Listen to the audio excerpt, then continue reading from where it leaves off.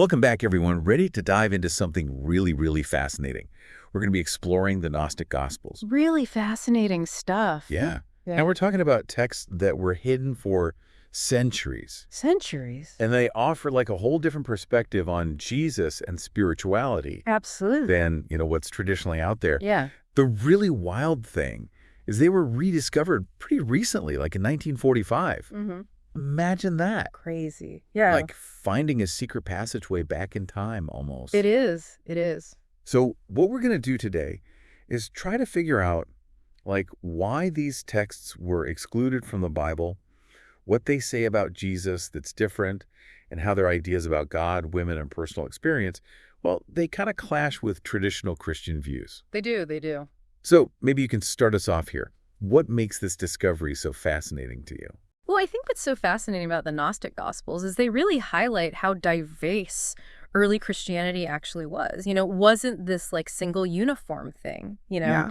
Lots of different sects, different ways of interpreting things, all kind of floating around. And Gnosticism, that was one of these movements. Mm-hmm. And what set them apart was their emphasis on gnosis. And gnosis. Yeah, personal spiritual knowledge. For them, the individual experience of connecting with the divine, that was paramount. More important than doctrine even. Even more than doctrine. Yeah. They put experience right at the center of it all. So since individual experience was so central for them, how did they approach the figure of Jesus? Did they view him as the traditional savior figure? Not quite.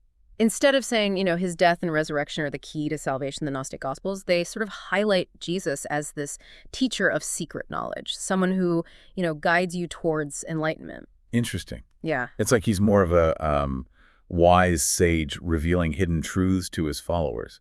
Yeah. Leading them on a path of inner transformation. Mm-hmm. That's really different. It is. Can you give us a concrete example of how this played out in one of the texts? Well, let's take the Gospel of Thomas, for example. It's a collection of sayings and parables attributed to Jesus. Okay. And a lot of them really emphasize, this idea of self-discovery and inner knowing. Self-discovery. Yeah. God. There's one saying in particular that really stands out, and it goes, "The kingdom of God is inside you and it is outside you." Wow. Right. Okay. And this points to this really profound idea, that the divine, it's not separate from us. It's something we can access within ourselves. So it's both personal and universal at the same time. Oh, exactly. Exactly.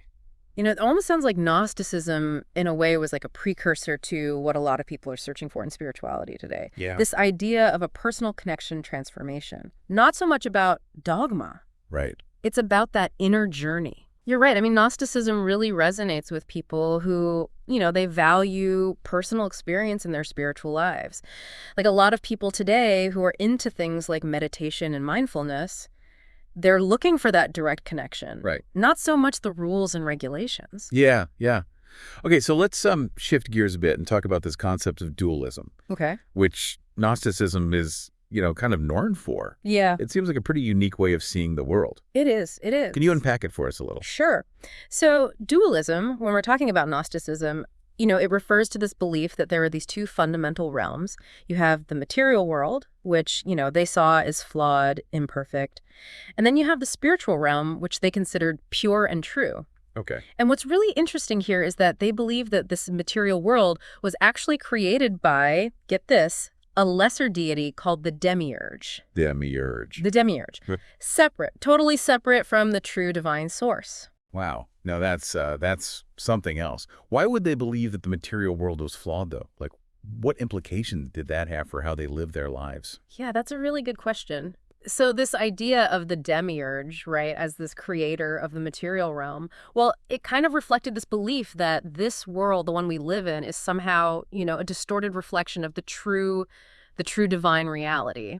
And for Gnostics, this explained why there's suffering, why there's imperfection, all the challenges we face. So all the bad stuff in the world was because of this demiurge? In a way, yeah. Wow. And this dualistic view, it had profound implications for how they lived.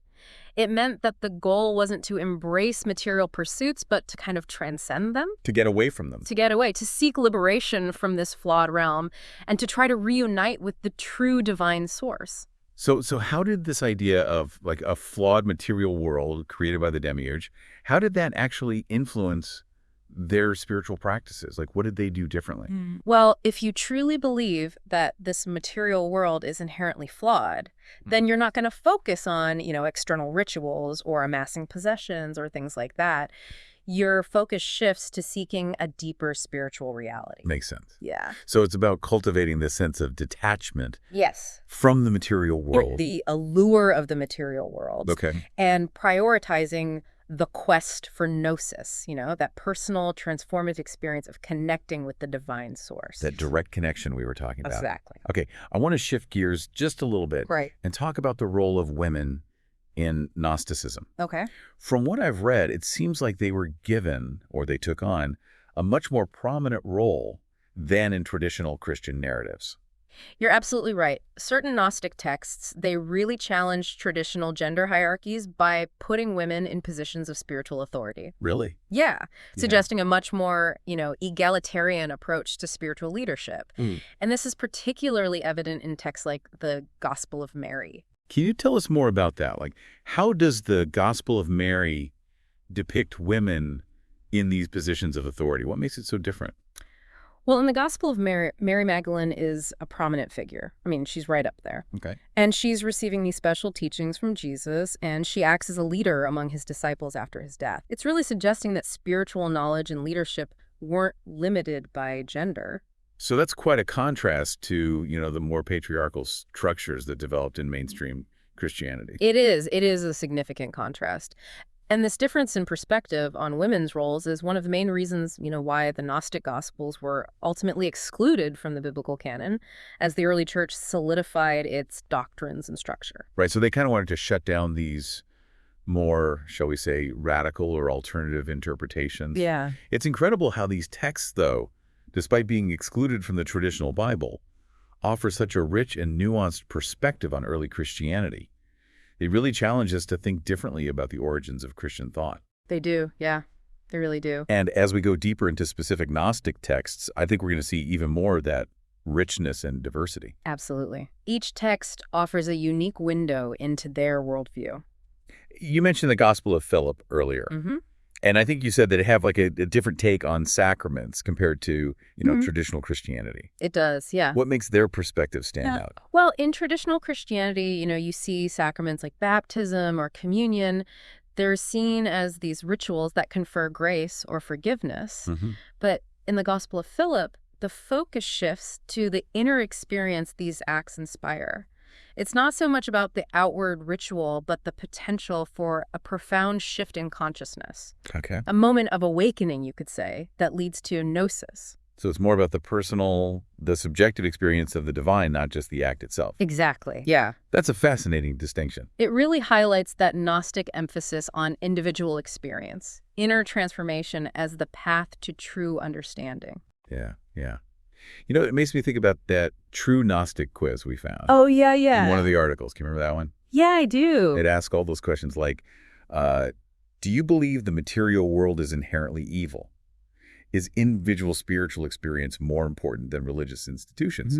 It's just a fun way to think about, some of these core Gnostic ideas. Yeah, it's a good way to sort of engage with those ideas. It's not, a definitive measure or anything, but it definitely raises some thought-provoking questions. Yeah. Okay, let's move on to another intriguing text, the Apocalypse of Peter. What stood out to you about this one? Well, the Apocalypse of Peter, it offers a really unique perspective on morality and the afterlife. Okay. It's written as a vision that Peter receives, and in this vision, he witnesses, the rewards of the righteous and the punishments of the wicked. So it's like really emphasizes ethical conduct and the consequences of your actions. Yes, but it's not about following rules out of fear, you Right. know? It suggests that the consequences flow naturally from our choices, It shapes our experience in the afterlife. It's more about aligning your actions with your true spiritual nature rather than, just trying to avoid punishment. It sounds like a more nuanced and maybe even psychological perspective on the afterlife. Precisely, yeah. Okay. So, what about Pistis Sophia? Pistis Sophia. Which translates to faith wisdom, I believe. What makes this text particularly interesting? Well, Pistis Sophia, it's a very complex and lengthy text, but one of its most captivating aspects is the way it portrays Sophia. Okay. this feminine divine figure, Ah, the divine feminine. embodying wisdom and spiritual knowledge. Right. And it kind of connects back to what we were talking about earlier with the prominent role of women in Gnostic thought. Absolutely. Sophia, I mean, she plays a central role in many Gnostic texts, suggesting that wisdom and knowledge are not just these, abstract concepts, but they possess a feminine energy. So it's not just about, like, challenging those traditional gender roles, but about embracing a more holistic view of the divine, one that includes both masculine and feminine aspects. Exactly. Recognizing the divine in all its forms and expressions, moving beyond those limited dualistic frameworks. The concept of Sophia, that's really resonating with me. Mm-hmm. There's something really powerful about this figure. I understand. Sophia represents that deep yearning for wisdom, for knowledge, that desire within each of us to connect with a deeper understanding, of ourselves and the universe. She really embodies the very essence of Gnosis. As we talk about Sophia and this idea of seeking a deeper understanding, it reminds me of another difference between Gnostic and Orthodox thought, this view of the material world. Mm-hmm. Didn't they see it as something to be transcended rather than embraced? That's right, yeah. Remember that dualistic worldview we discussed earlier? Yeah. The Gnostics, they saw the material world as, flawed, imperfect. It's a creation of that demiurge separate from the true divine source. Right. So the goal then becomes to liberate yourself, to free yourself from the constraints of the material. So not about rejecting it completely, but recognizing its limitations and striving for something beyond. Exactly, yeah. Recognizing the illusory nature of material reality and seeking that higher truth, that deeper understanding that goes beyond, transcends the purely material realm. And it's interesting, to think how this ancient idea might connect with some contemporary spiritual practices like mindfulness and meditation, which also emphasize, detaching from worldly attachments. Yeah, it's really striking how these Gnostic ideas, even though they're rooted in these ancient texts, they feel so relevant to the spiritual searching that a lot of people are doing today. There's this growing disillusionment with traditional religious institutions, this yearning for something more personal, more experiential, and Gnosticism seems to speak directly to those yearnings. It does. While Gnosticism was, marginalized in early Christianity, these ideas, they continue to resonate with people who are seeking meaning and connection beyond those established structures, those doctrines. It's like it offers a different lens for viewing the world, Right.